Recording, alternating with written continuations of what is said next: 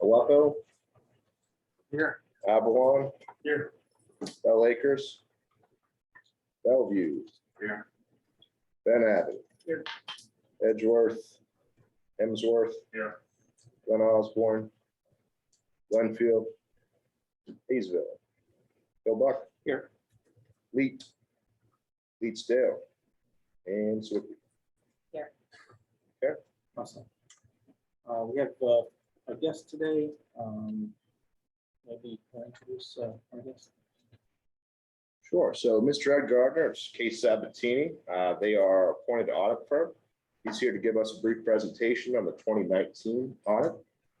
That's included in your packets, and we'll go ahead and put that on the website as long as it's approved today. And we'll let Mr. Gardner take it from there. So I'm going to share the screen for you. Take it away. Okay. If you'd stop on the page, that page, that would be good. This is our auditor's report indicating that we've audited the financial statements that are attached to the governmental activities in each major fund of the council and the related notes to the financial statements, which collectively comprise the council's basic financial statements as listed in the table of contents. Management is responsible for these statements. We express an opinion on the statements based on our audit. We express the opinion that the statements present fairly in all material respects the financial position of the governmental activities in each major fund and the respective changes in financial position for the year ended 12/31/19. I forgot to say, if you guys have questions, I want questions. This, can be considered a draft if questions come up.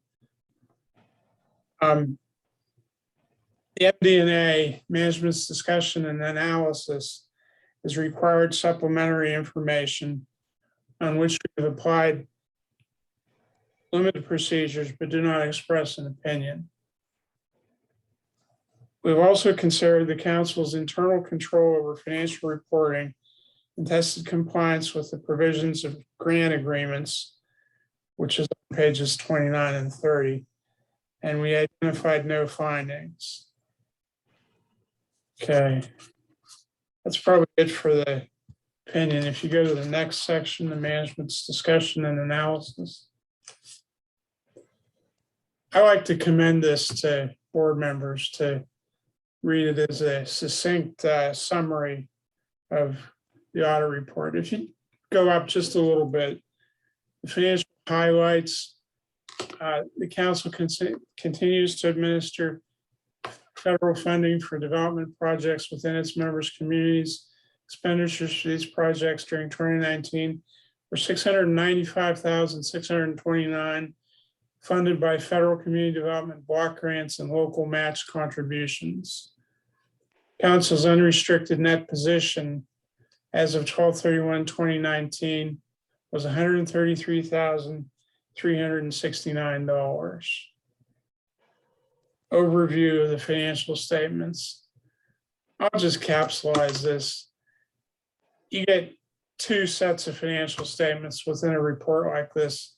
One is the government-wide, which are full accrual based, and the other is the fund financial statements, which are the old pre-YASB 34 statements.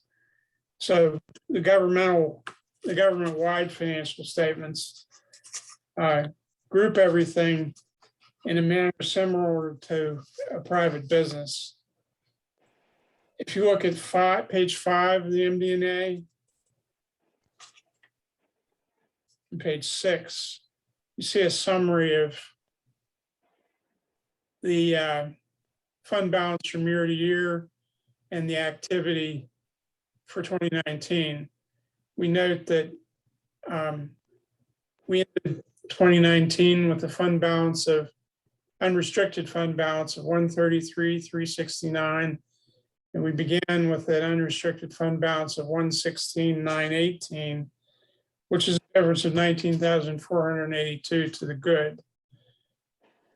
Noted that we restricted $3,548 of the extra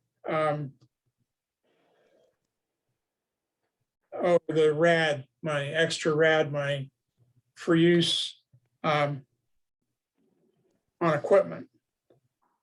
So that's noted as a restriction. I don't know what does that mean. Could you go over that again, Ed, please? What does that exactly mean? Equipment. I don't think that's.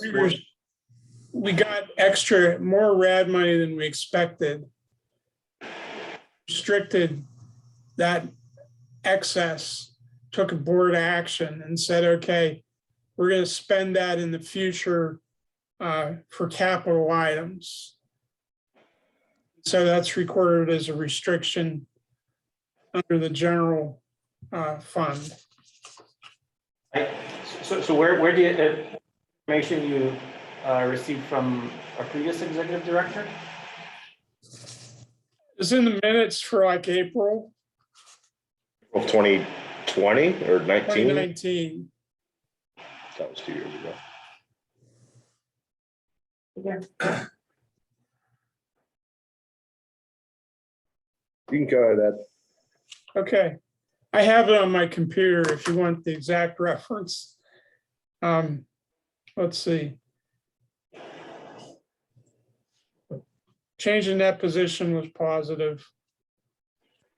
Our revenues are derived of 86% from grants, 4% from membership dues, 2% from the RAD tax contribution, and 8% from charges for services. Page 6 compares year-to-year revenues and expenses.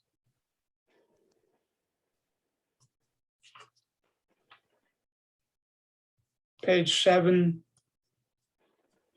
shows fixed asset activity, of which there wasn't much. We just continued to depreciate the item that we have. Which is what? What do we have there? What, 6,000? Yep. Do you remember what item was for $6,000? I don't know. It's been years ago. I would have to look it up. It's probably computers. Yeah.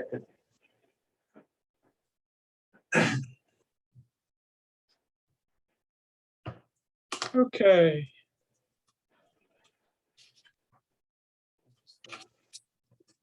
So then after the management discussion and analysis, we had actual financial statements. Page 10 is a statement of position, accrual basis, which is essentially what you saw earlier, only less summarized. So, or maybe more summarized. You'll note that capital assets net of depreciation is $579 here, and it's shown broad in the management's discussion and analysis portion. The statement of activities is the next page, which is an interesting presentation. Can you turn that sideways? I don't know if you can really read it or not. Yeah, there you go. It reads across. General government, there was $192,049 in expenses, $40,371 charges for services, $109,057 operating grants and contributions. Safety, that's the zoning and code enforcement area. CDBG, the recycling, the annual dinner. Overall, the governmental activities showed a deficit of $36,204, but that's funded by membership dues, the rent tax, investment income, and so forth, for a net change in net position of 19,482. The next page is page 12. You could flip that again. Yeah, I have that problem too. It's this one. Yeah. This is the old governmental style statements that we're still required to present. So we show the CDBG fund, which is a special revenue fund, separately from the general fund, which is all the rest of the activities. So you see on page 12 that the general fund had an unassigned fund balance of 123,542, and the CDBG had no fund balance because we're supposed to spend that money as soon as we get it, which we do. Page 13 reconciles this presentation to the front financial statements, the accrual basis financial statements. In your case, the only difference is the depreciation that's taken on the fixed assets, because in these statements, those fixed assets have been expensed.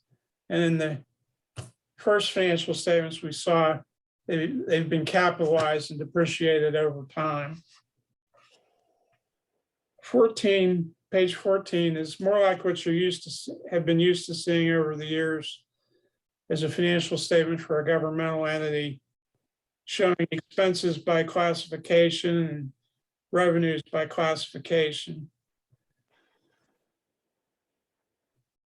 Showing the local share of 74,717, which is interesting. That's a percentage.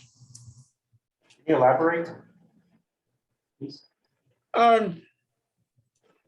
Sometimes it's smaller than that. Sometimes it's not as high of a percent, but it's all in where the funding's at. It's all in what be gotten out of HUD. That will vary historically. You see here, you can see what the total payroll was and so forth, which you can't see in the other set of financial statements. Page 15 is a reconciliation of this income statement to the other income statement.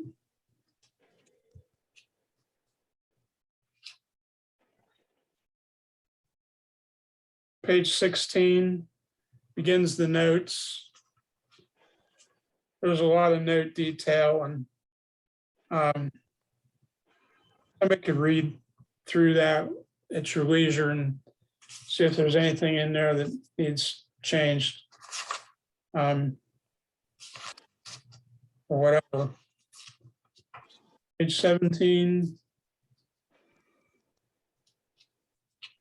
Detail about how we chose the funds that are shown in the financial statements. Bottom of the page, government-wide financial statements. That's all the activities. That's the first set of financial statements you see in this presentation. 18 talks about the fund financial statements at the bottom of the page. Shows you about the general fund and the CDBG fund, money coming from HUD. 19 explains fund types. I mentioned that you have special revenue and a general fund. Basis of accounting, governmental funds use modified accrual, and a government fund, government-wide statements use accrual. There's such a small difference in the case of your entity. Page 20, significant accounting policies continued. Revenues or accrual, receivable balances are recorded at net realizable value, which means what they are. Capital asset purchases are shown as expenditures in the governmental funds and are capitalized in the government-wide statement of net assets. Got several checking accounts. Capital assets, you see there's a life of 10 years, which is meant to approximate a real life as opposed to a tax sort of a life. Page 21 explains a little bit about net position, but prepaid expenses. Fund balance in the governmental statements, like 5 different categories.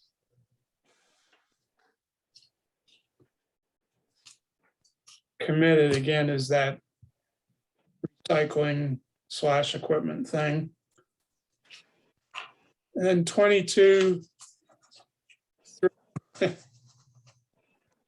25 details all the pending governmental accounting standard board pronouncements that are out there, many of which won't have any effect on the council because they're things you don't have. The one when it finally comes into effect would be for leased assets. Eventually, they're going to require governments to record an asset for items that they're leasing.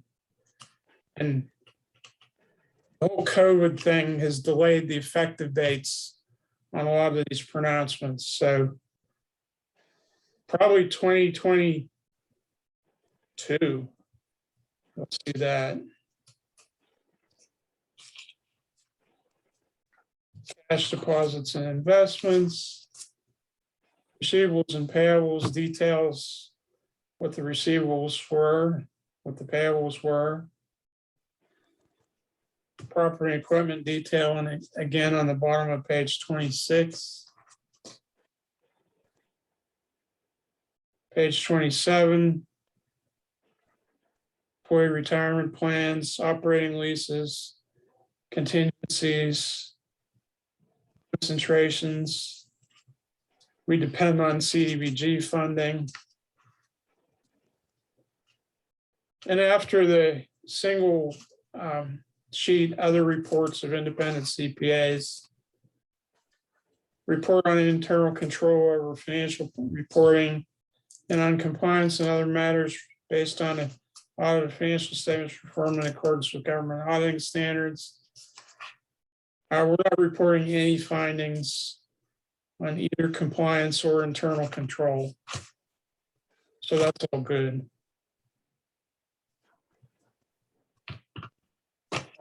Would you report that if you were to?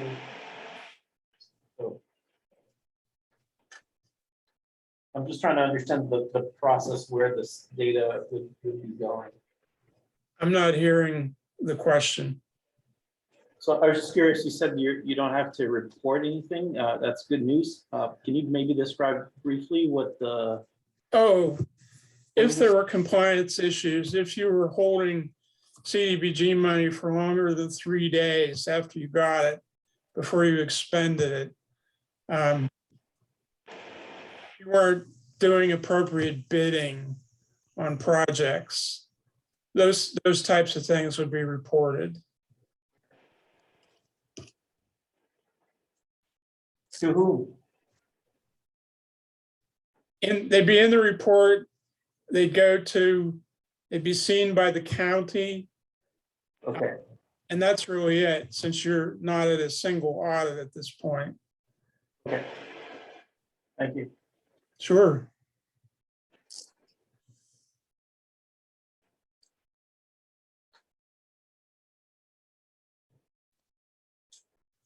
Anything else in the report, Ed? I don't think so.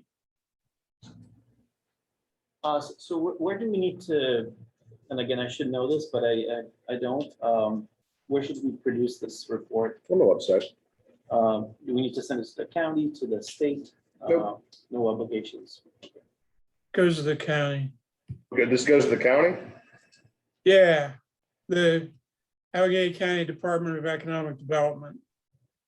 Okay, so I can send this to our reps there. I'll tag them all on it. We put it on the Yeah, website. maybe this is an official transmission. Are you doing this, or do we do that? Yeah, how's it been done in the past, Ed? The office does it, your office. Director would do it. Approve it, right? Yes. And you guys approve it. And then What-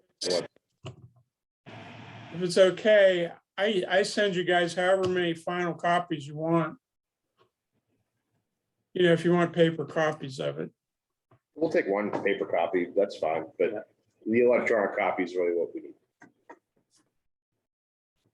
Okay, Maybe one final question, Ed. So in our bylaws, we have that we have to maintain 6 months or more of a cash balance. So how are we doing financially with that figure, 100-some thousand? Is that, what's your professional opinion on that amount? it's a good cash balance. Okay. 6 months. The way I would figure that myself, I'm not sure what their definition is for sure. And this is again, this number. Right. Okay. I'd take the non-CDBG expenses and divide that by 6. Thank you. Which,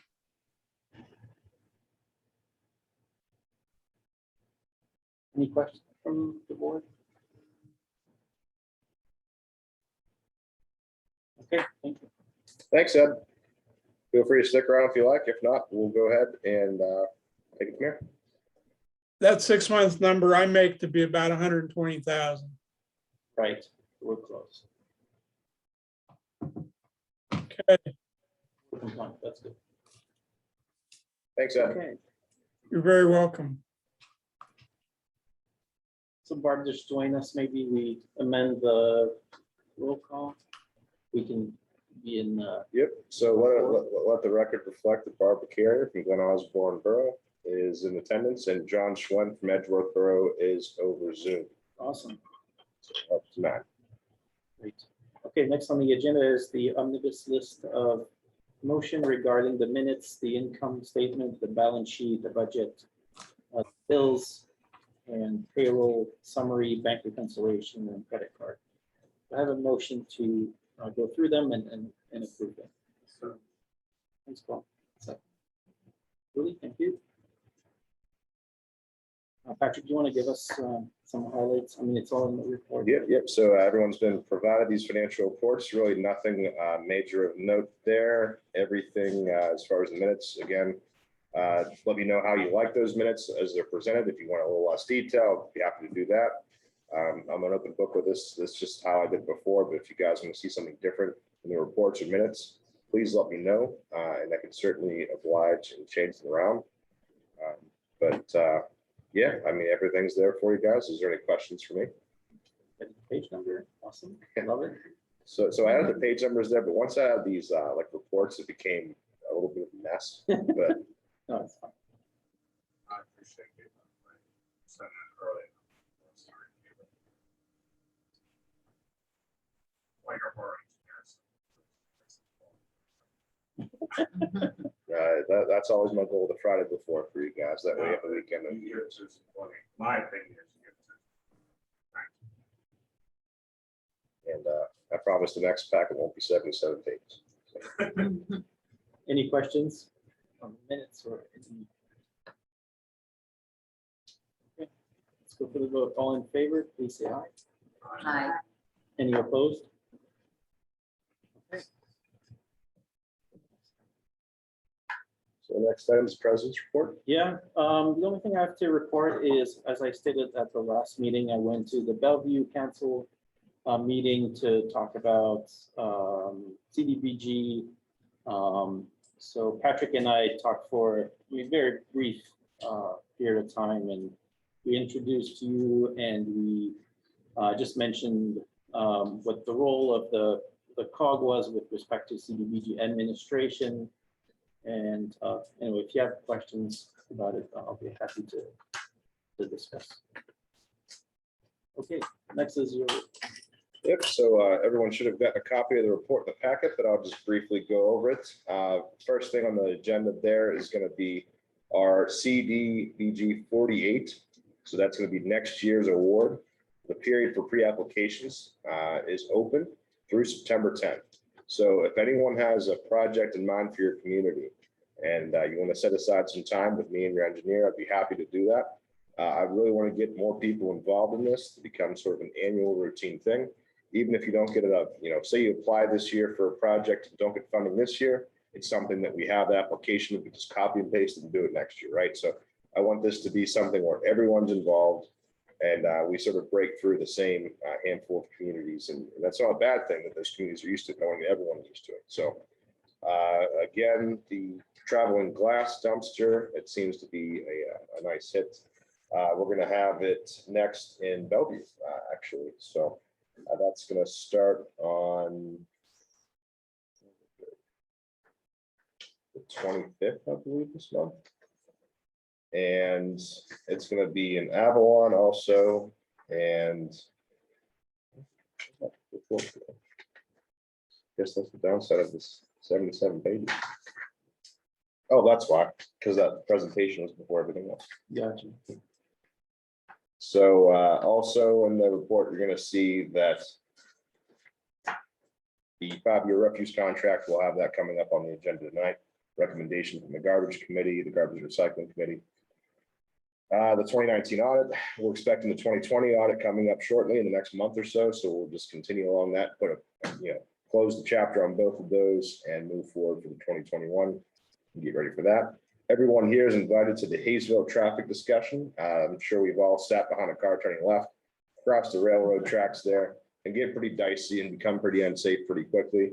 So State Representative Valerie Gatos and representatives from PennDOT will be there next Monday.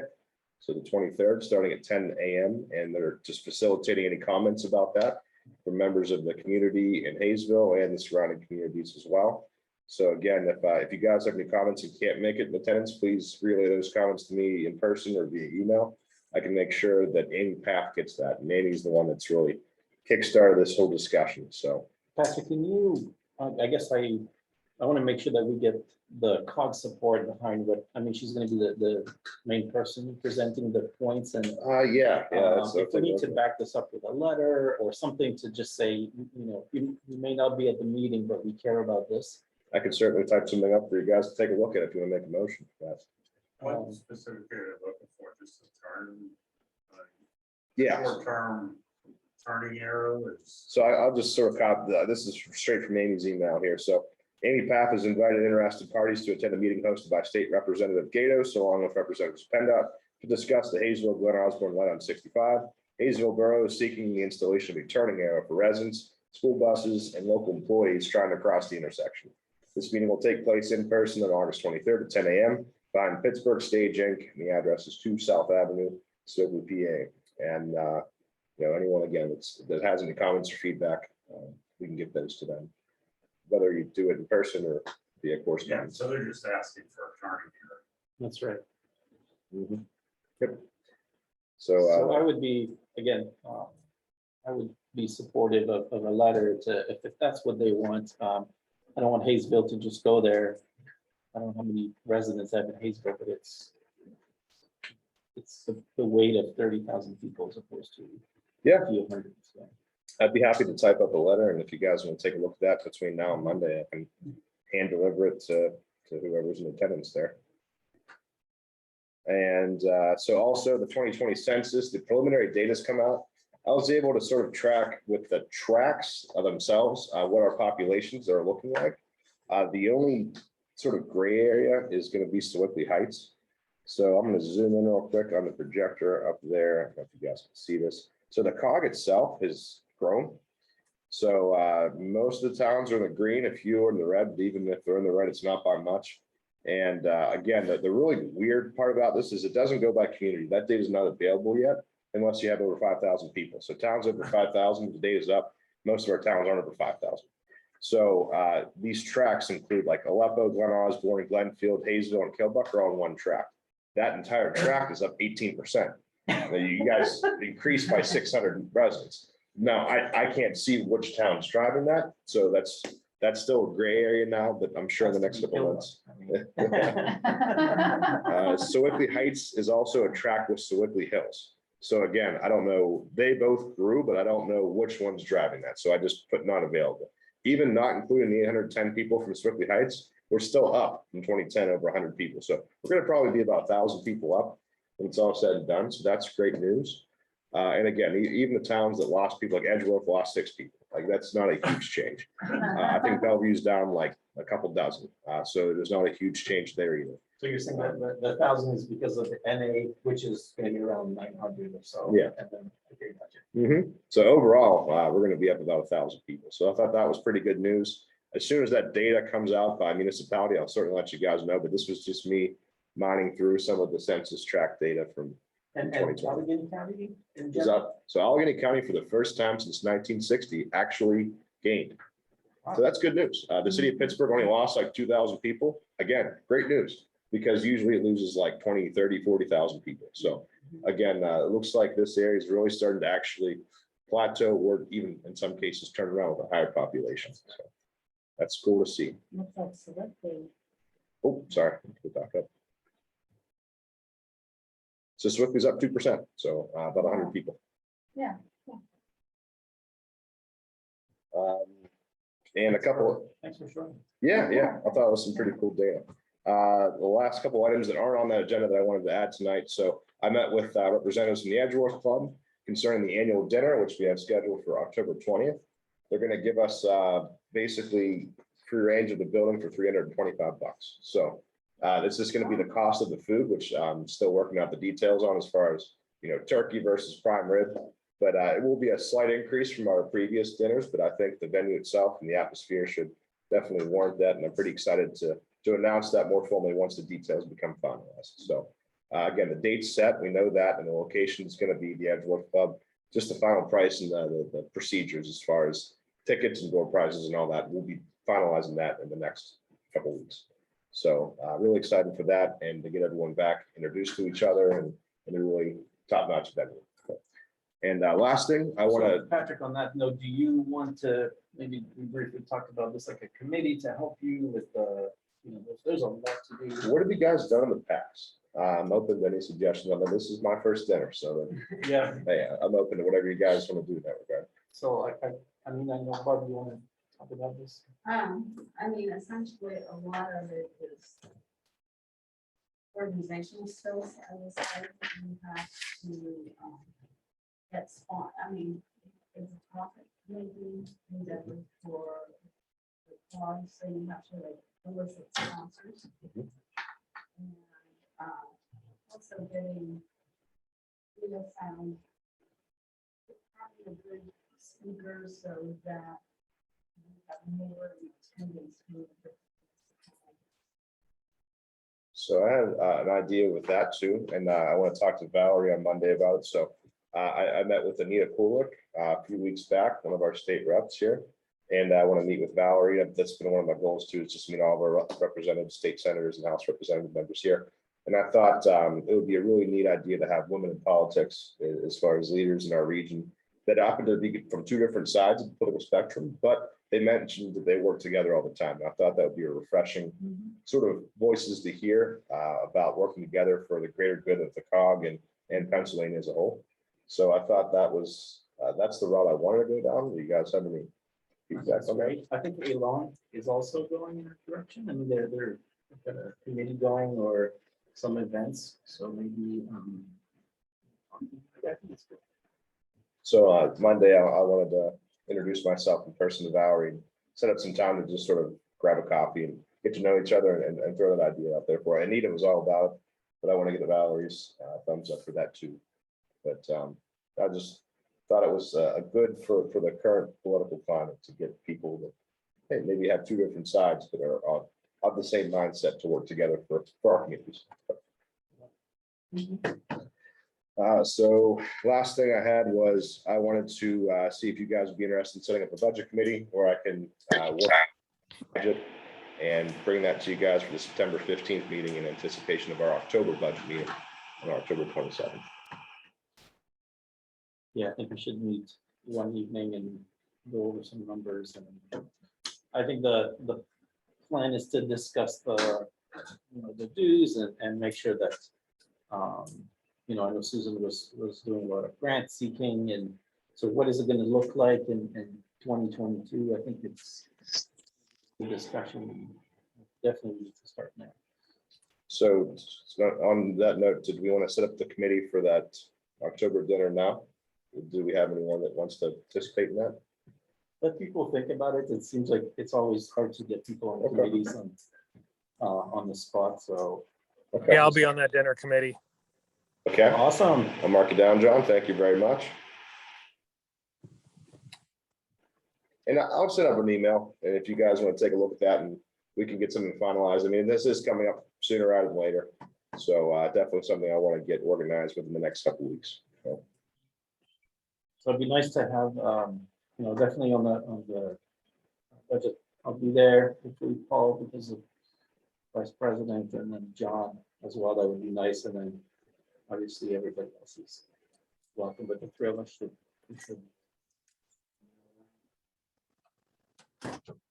great. I'll send out those 2 emails and we'll go from there. Okay. That's all I have to report. Awesome. That's great.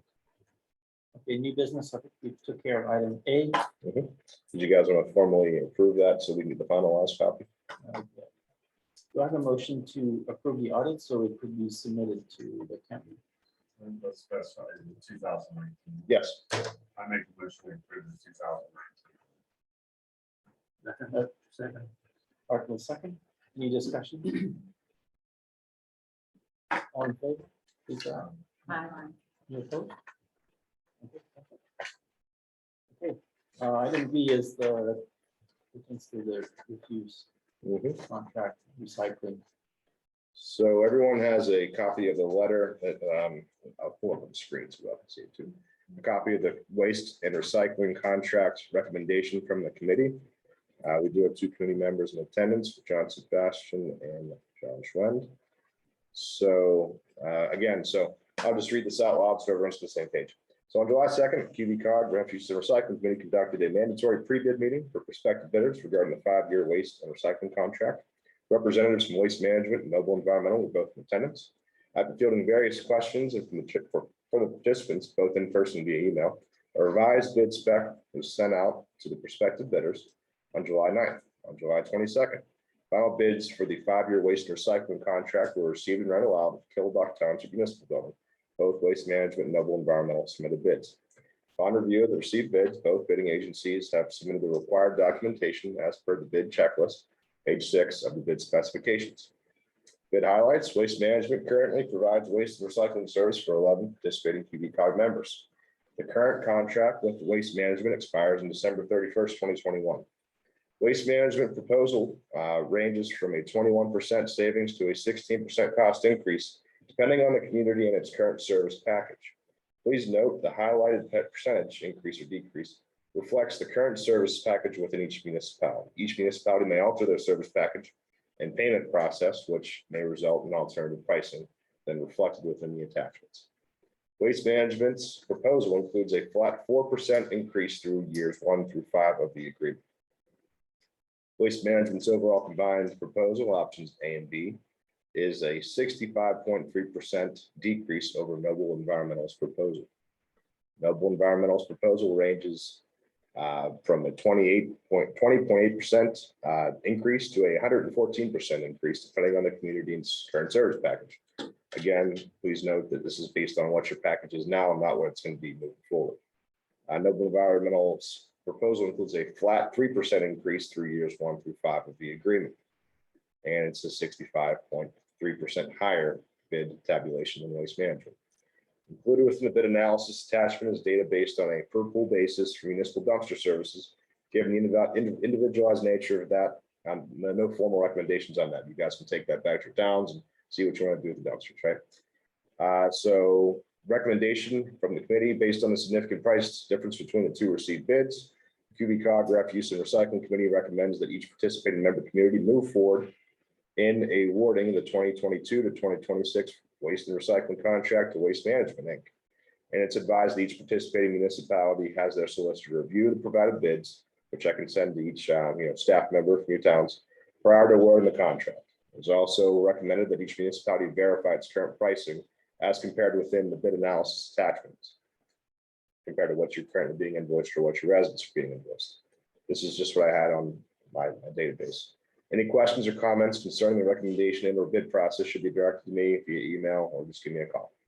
So here you'll find the breakdown of what each current town has as far as their package and the increase, decrease, or whatever the case might be for each package. So again, some towns have every other week recycling, some have every week recycling, some bill their residents, some residents pay directly to the hauler. So everything's a little different for each town.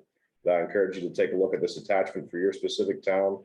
Go over it with your solicitor as far as the bids, the bid received from Waste Management. And if you guys have any questions between now and September, please reach out.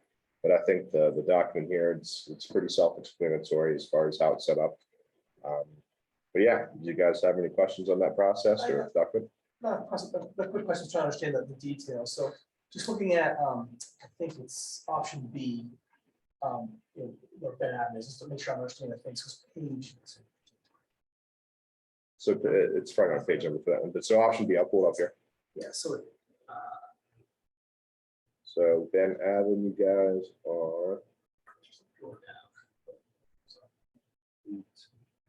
yeah, so I'm just trying to figure out. So that one is the weekly curbside waste, every other week recycling, and there's the cost year 1 through 5 of this contract, right? Yep.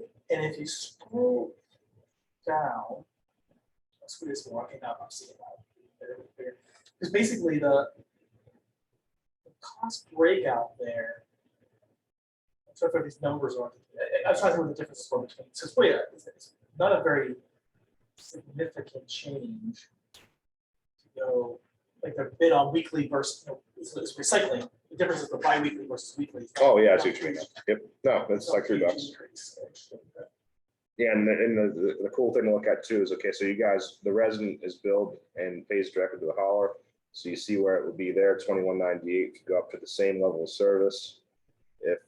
If it's like rolling the taxes more or less in the borough would pay or the township would pay, it would be $18.26. So that's like a $5 a month savings per resident.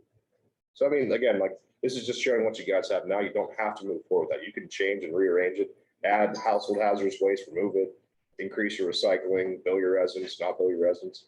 And all the options are there, so we just look and the pricing, even if it doesn't say our municipality, because that's what we had in the past, the pricing would be the same. And that's the Right. beauty of this new contract. Everyone has the same pricing, right? It's not, oh, this town gets this and that town gets this. That was, Is that what it was before? yes. Okay, So this is a universal base bid for all these services. okay, You got the menu, you pick what you want. gotcha.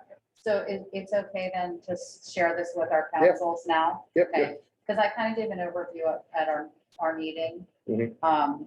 with just the percentage increases for waste management versus Noble. So it's kind of a no-brainer that we're going to be going with waste management, but now they can see the details. Yeah, and I think from what I was told and what I understand is we weren't going to get away from having an increase of some sort because of the current market with fuel prices. Natural gas, gasoline, and diesel are all significantly higher than they were 5 years ago when this last contract went out. Labor too. And I think we really scored a win with Noble and Waste Management both sort of going back and forth with this territory. Noble's been beating a couple of the most recent bids. And I think Waste Management took note of that and came back with some pricing that maybe wouldn't have been in our favor to this extent if they haven't lost those bids. So from the look on the face of our reps in the crowd, I think we have a pretty solid bid here. Number 3 says, can you send this document separate out from the rest? Just send this one. Yeah. Yeah, I'll certainly do that. I just want to make sure that the committee had their formal recommendation before I gave it to everybody. Yep. So we should be able to come back to next month's COG meeting with our answer about how we're moving forward? So I would give this to you guys now to bring to your councils in September. I think that was what the committee was talking. Yeah, I don't, I But think like the we're, yeah, the decision COG is should not be gonna made- enter into an agreement on behalf of Sweetly, so it's gonna be you to say, you know, based on the RFP that the COG did, we're gonna pick this Uh-huh. and then draft this contract with waste management. So from here, we just take it on as our council individually with waste management? That's what the committee discussed. Okay, Yeah, so each one of these agreements isn't like Swiftly's gonna enter an agreement with Waste Management. We did the joint bidding with it, but you could go back and approve this, or you could say, no, we're gonna go with whoever haul. It's, Well, we it's hope up. you Oh, don't, because that reduces our, does the pricing change if someone does not go with that, No. with this? And this is what's given. because that was a term of our negotiation. Yeah, so I mean, it's assumed that you guys are gonna move forward with this, and that would, I would hope to happen in September. That way we get everything queued up, you guys are all approved, and then January 1st, we have plenty of time between now and January 1st to make sure everything's done. So Right? is there a contact at waste management that we should be working with? No, I mean, you guys can email me the resolution once it's approved, and I can give it to them. That's Well, all. but if they do this negotiations with Mike Chris, that's. Mike Christ is their main rep, and I could certainly give a contact. When I send out this document, if you guys have any questions as municipality to holler, you can feel free to reach out to him. If time in the email too there. Okay, I'm sorry, I'm still not clear. Yeah. So I can send this by email, say tomorrow to my council and say, here's the recommendation from the COG committee. Please review it. And then at the September meeting for Swiftly, we will decide and make a resolution at that time. Yes. Then I would forward that resolution to you. I have the solicitor look at it in advance of the meeting. Mhm. Then forward the resolution to you. And then how would we go forward with the contract part? So the resolution, I'll pull up the bid document. It's, so the actual bid specifications have the resolution that you guys approved. Waste Management and Noble both signed off on it, so all you guys have to do is date it and then sign it with your board president and whoever else is the attached. And then forward that to you and then we'll just be Mhm. in the contract. Yep. Gotcha. Starting January 1st. Let's follow up. I think it's a bit new to both of us, so Okay. let's see how this goes. We have Okay. plenty of time to figure this out, but I don't know if there's another step where your solicitor talks to waste management directly, so that's, But as long as we have a resolution in September, then we're not going to right. be on the wrong time Right. frame. And Yeah. the recommendation is gonna be by the board, not the committee. I think we're gonna vote just after this discussion I to see, to okay. approve the recommendation from the committee as the Gotcha. board of the Take It Back. So it's page 20. And I'm gonna email this, it's 141 pages, but I'll give you both to your staff. That way the solicitor, if they have any questions, they can mine through this and take a look at it for themselves. But yeah, and everything's in here. So the resolution is somewhere within 141 pages here.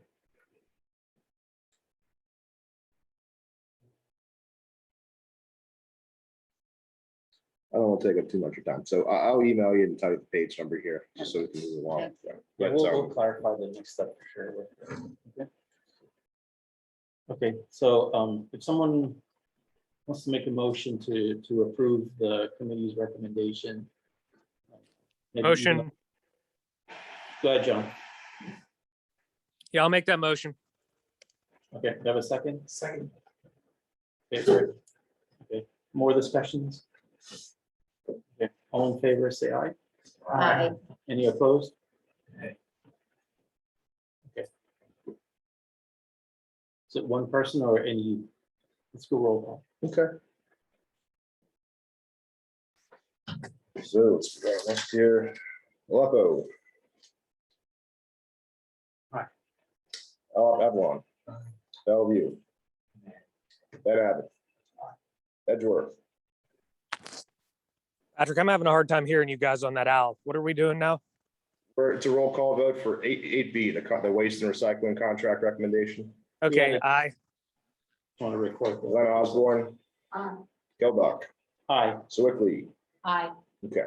And forth, yes. Oh, sorry. Paul. You lost all the other E's. Oh, boy. Patrick, was there an A in there that I didn't hear? Yes. Who was that? Oh, yeah. Oh, okay. All right. To 8C. So property and liability insurance coverage. I just wanted to update you guys. HHM, Mark Musty is our representative there working for us. He shopped around our pricing for our liability insurance, found us some savings. So we had, the current recommendation in the current program that we're going to be moving forward with is United States Liability Company, USLI is better known as. We're going to be saving about 12%. The big savings is from our board members. We saw a decrease in about $200 in the premium from last year's coverage, and the document here, we'll go over that in a second. So more or less, it's the same coverage, different company, but we're going to see some savings here. So the public officials liability coverage before, the premium was $1,041. It's getting dropped down to $811. So that's really where the savings is. Everything else is either the same or we're seeing a nominal increase like $30 there. But the total is $150 cheaper. So again, Mark Mustio, our representative, thinks this is a comparable company, comparable plan. We're just seeing a decrease in costs. So Patrick, so this 2025 in your paragraph there, I thought it was 1,800. So That neither one of those in the memo, it didn't include the employee dishonesty policy, which is 276 for both. okay. So it just had everything else. This is a separate policy, but it's just in this table together. So Separate policy. yeah, it's the employee dishonesties in the same company. It's the separate policy. Okay. So So do we need to approve this to, when is that expired? so it expires the end of this month. I gave him the green light, said, sure, go ahead with it. If you guys want to make a motion, you can do that too. Yeah, do I have a motion to approve this new, yeah. Paul? Second. Rick? Okay. Discussions? All in favor? Please say aye. Aye. You opposed? Good. Yeah. That's it. Remaining locations for our meetings. I just want to make sure everyone is aware of where we'll be for the rest of the year. And if we didn't get to your town this year, we'll get to it next year. So obviously, thank you for Aleppo for hosting us tonight. Perfect location, nice and small, and it's perfect for this sort of meeting, I think. We're going to be in Emsworth on September 15th. We're going to be in Avalon on October 27th. Going to be in Edgeworth on the 17th of November, and Bellevue on December 15th. So again, if we didn't get to you guys this year, we'll get to you next year, I promise. And we're doing the same thing for the managers meeting. So we're bouncing around everywhere so everyone gets to see all the different municipality buildings. We'll continue to carry this thing around, the owl. Yep. So for whatever reason, we cannot be in person. Yep. So they'll still be hybrid, and we just want to get everyone participating, whether it's in person or over Zoom. So 9B, travel and glass recycling bin update. So Bellevue is going to have that starting on August 28th through September 2nd. After that, we got two more events. So it is going to be September 25th through the 30th of September at the Riverfront Park. Bellevue is going to be right behind the building in the municipal parking lot. And Avalon is going to be their last event, October 30th through November 4th. That's going to be the Public Works Garage. So again, obviously we mentioned last month is we're going to be developing a strategy for a permanent solution for this.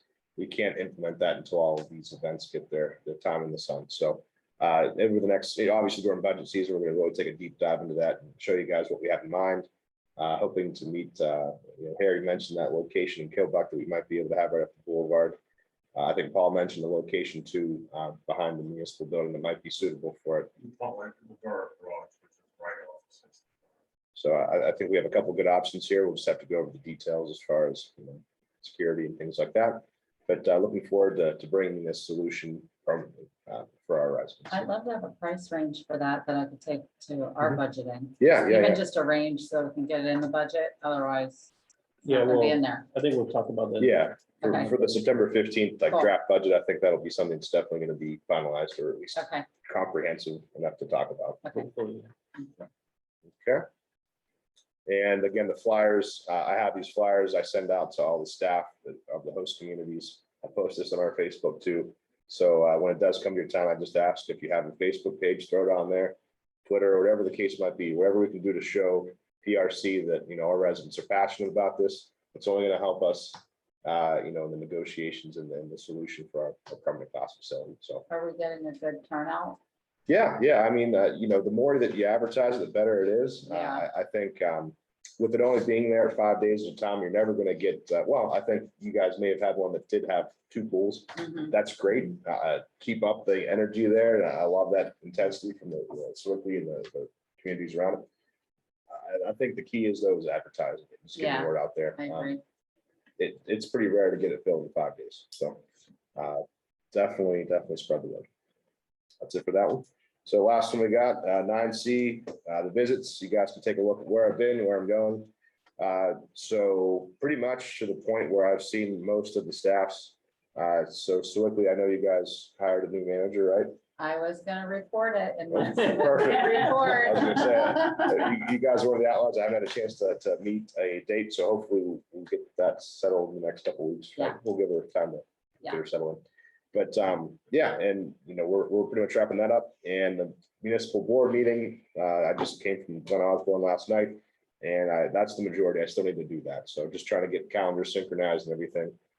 Making a dent, but we still have a while to go with the in-person elected officials meeting. But on the bright side, I've met most of the staff so far. That's it for that. And then last thing I have for you guys, the CDBG status report. This is something that I've introduced to the packet. John Sebastian mentioned that there might be a little bit of better way to do that, and I totally agree with him.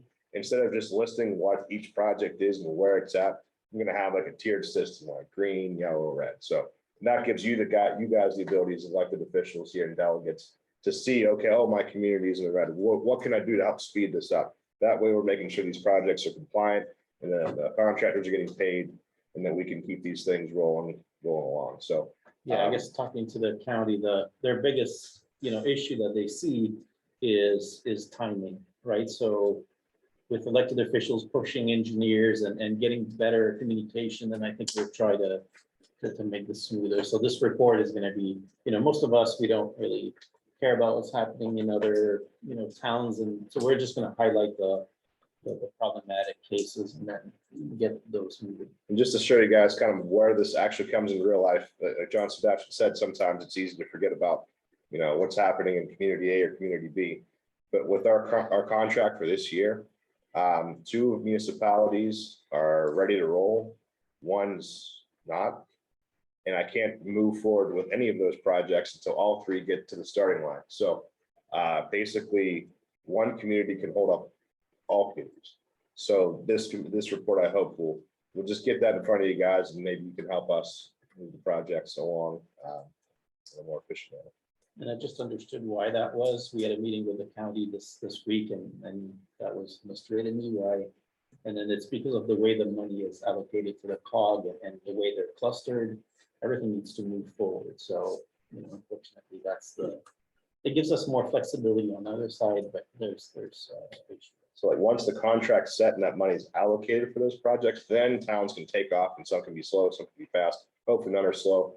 But before they get to that point, everyone needs to be at the starting line, or else no one's at the starting line. That's all I got for you guys tonight. Awesome. All right, next is the concerns by delegates. So let's go around the room and Paul, do you have anything? No, it was good. Thanks for being here, by the way. Well, just for those. Yeah, maybe that introduce I yourself and. did- Yeah, so my name is Mike Packard. I'm Avalon, and I am new as of just a couple weeks. So took over for a gentleman who passed away. So still learning the whole process. So thank you. I appreciate the offer to be here. Yeah, don't worry, it takes time to get to know everything. So, yeah, I think after 10 years, I still have questions. Okay. What's going on, so. Art, Well, actually, I'm getting my training wheels back. Because I've been sequestered for 15 months between the pandemic and My wife broke her back and I've been in charge of everything. I bet. Um, It's really been help, but we're toughening out. If the race comes off next Monday, she's gonna turn, no, she won't. I'll tell her to sit down, be careful. Glad there's progress though. Philbuck, I think things are going well. Actually wanted to chat with some of you about the garbage contract, and I'm trying to piece this together, and I see big savings for when towns pay directly. So I've got some ideas, and before I present this to my board, maybe after this meeting, we can chat for a few minutes, because I'd like to see my Quebec residents save 20%. I think that would be awesome, but the way to do this might not make sense. So maybe we'll talk about this later. About you, Joe.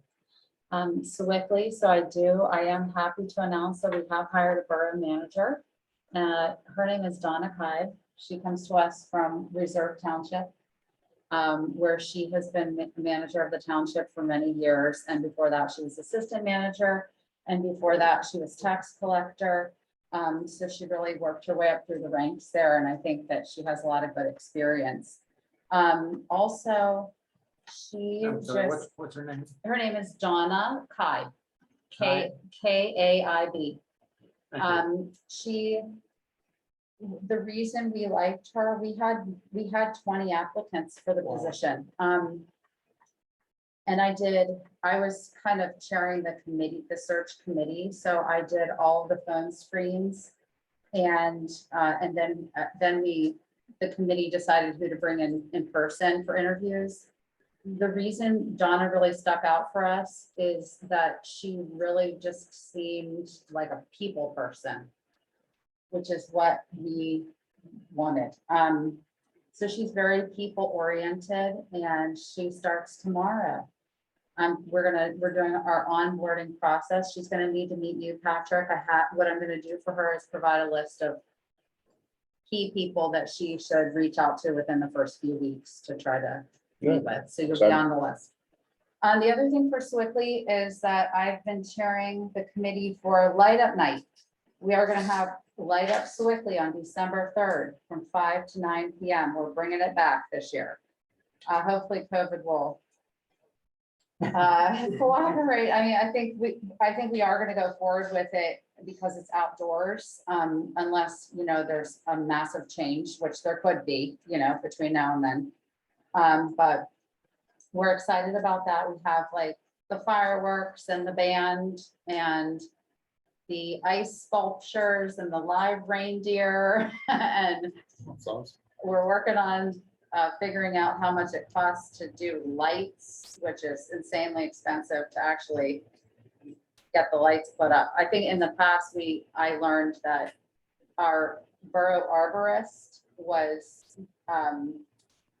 either owned Bartlett Tree Service or ran Bartlett Tree Service or something, and basically gifted the light installation to Swiftly. And then he has since retired and moved. So it's like some sticker shock with the light quotes. But anyways, so all are welcome to our Light Up Swiftly event on December 3rd. Awesome, great. Good. Yeah. Definitely put it on the Facebook page. Yeah, cool. Well, Manhattan's moving forward with our fall festival. Cool. Which we march with September 25th, I believe. Did not have it last year, so that's forward with that. So that's the exciting. Actually missed our council meeting this week. I was taking my son back to college, so it's Okay. Is it the 25th? I believe it is the 25th. Yeah, What's that called? Fall Festival? fall festival. Yeah. Swiftly also is having the Harvest Fest this year. That's going to be on September 11th. That's not put on by the borough. It's put on by the Rotary and Kiwanis Club, but that's definitely happening as well. I'm gonna close with the It'll reopen sometime in October, I heard. That's what I heard. But yeah, it's still an Italian way. Bellevue's a disaster. Patrick, do you remember meeting Aaron Morris? Aaron Morris. I'll be honest, I'll help you out. She's the business owner Yes. that's spoken. You know, she's a real tough cookie. She's kind of a cornerstone of the business.